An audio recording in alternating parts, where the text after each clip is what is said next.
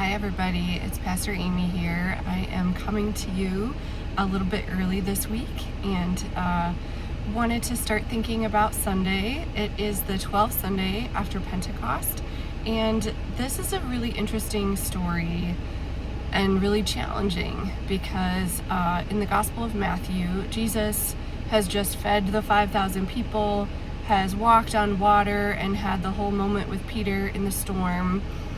And then they had a conversation with the Pharisees in which Jesus talked about purity, and we hear a little bit of that this Sunday when he says it's not what goes into the mouth that defiles, it's what comes out of the mouth that defiles, because that comes from the heart. So your intentions, your inner prejudices, those kinds of things.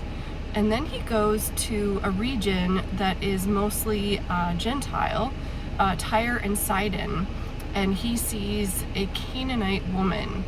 And it's interesting because the word Canaanite is an ancient term at that time even for a Syrophoenician woman. So it's highlighting the years and years and generations of prejudice that were present for even Jesus and his disciples at that time.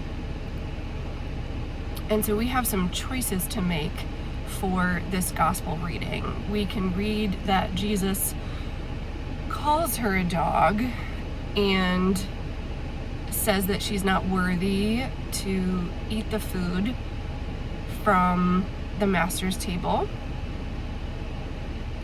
And she says, no, actually, the dogs eat the crumbs from the master's table. And so there's this really intense interaction. And we can choose to say Jesus was testing her, or Jesus was even modeling changing his mind for the disciples, which is kind of the direction I'm thinking of. But we also can't let Jesus off the hook. And that's hard because we want our God, our Savior, to be above reproach, and yet he was human and divine. And so this is part of his ingrained cultural blindness, possibly. And so we're going to wrestle with that on Sunday. We're going to hear from the brass, which is exciting. And we are blessing the children and their backpacks and anyone going back to school.